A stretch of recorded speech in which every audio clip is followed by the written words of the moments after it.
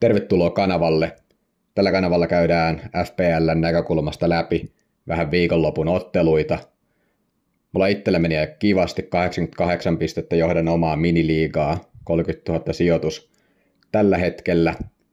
Eli onnistuu aika hyvin. Lähdetään katsoa vähän viikonlopun matseja. Ketkä pelaajat siellä onnistu, mitkä joukkueet onnistu, ketkä taas epäonnistu, mitä tästä kannattaa ajatella ja mitä tulevia otteluita kannattaa seurata, mistä joukkueista kannattaisi ehkä tässä vaiheessa hankkia pelaajia ja ketä kannattaisi välttää. Lähdetään käymään pelaajia läpi ihan yksi kerrallaan. Aloitetaan Bournemouthin Antoine Semenyosta. Pelasi Liverpoolia vastaan perjantaina.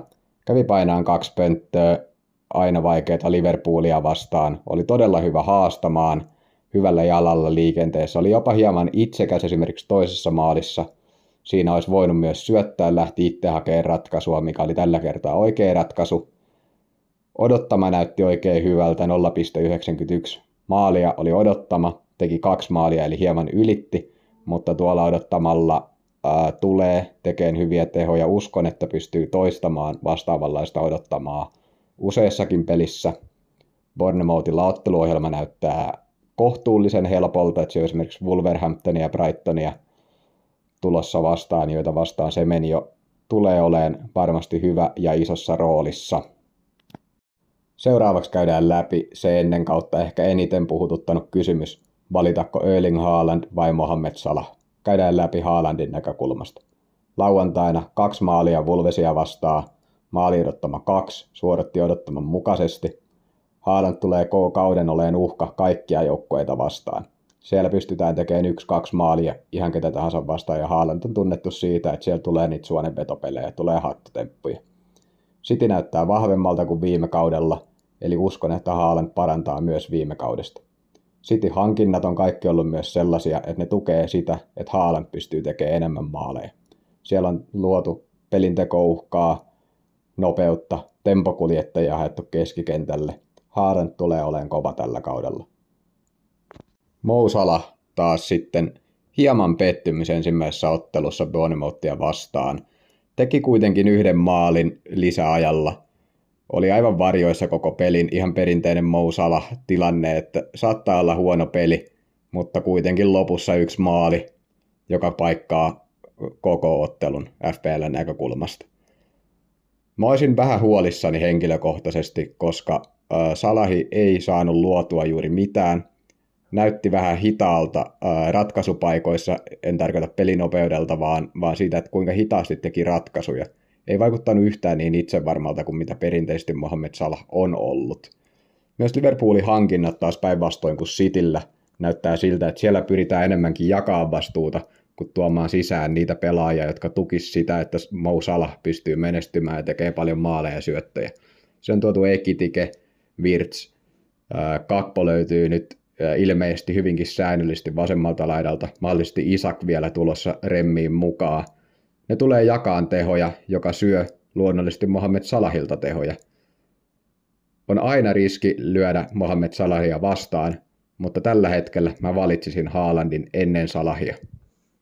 Tijani Reinders ensimmäisen peliviikon jälkeen kaikista puhutuin pelaaja. Silmätestin mukaan aivan mahtava peli. Pelasi Cityn keskikentällä korkeimmassa roolissa. Bernardo Silva oli merkattu 10. Heatmapin mukaan Reinders pelasi ylempänä kuin Silva keskimäärin. Reindersin odottama kuitenkaan ei ollut mitään mahtavaa. Se puhuttiin ihan 10 syötteen ja maalien osalta teki silti tehot 1+1. Vastaavalla odottamalla niin ei tule joka viikko tekee vastaavia tehoja, mutta silti näytti aivan mahtavalta. Todella hyvä tempokuljettaja, tulee luomaan itselleen paikkoja, tulee luomaan Haalandille paikkoja. En näe, miksi sulle ei olisi tätä joukkueessa, kun maksaa vaan 5,5 miljoonaa. Ja nyt on se hetki oikeasti ostaa, koska toi hinta tulee menee vaan ylöspäin ja sitten se tulee olemaan vaikeampaa mahduttaa sun joukkueeseen. On valtava riski olla ilman Tijani Reindersia. Seuraavaksi käydään läpi pelaajia, joiden kohdalla ei kannata ylireagoida vielä.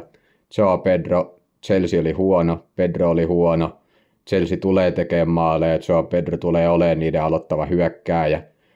Silloin kun kierrätetään, niin kierrätetään muissa kuin Valioliigassa hyvinkin todennäköisesti, jos viime kauden merkit pitää paikkansa. Oli Watkins, ei tehoja Newcastlea vastaan. Newcastle aina vaikea peli.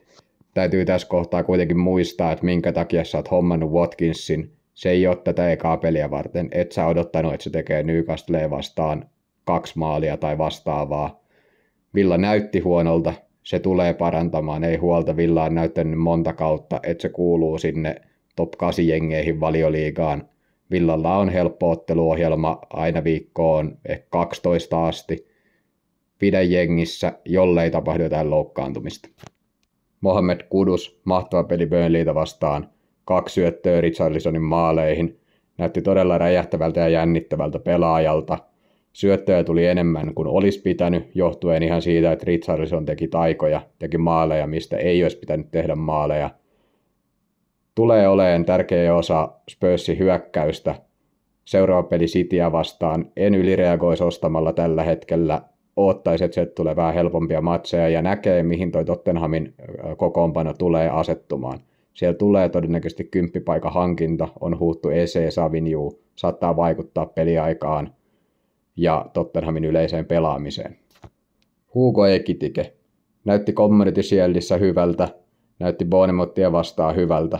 Tässä on ihan valtava riski siitä, että jos Isak tuleekin Liverpooliin, niin mihin Ekitike menee? Meneekö se Gakpon paikalle vasemmalle? Tuleeko se penkiltä sisään?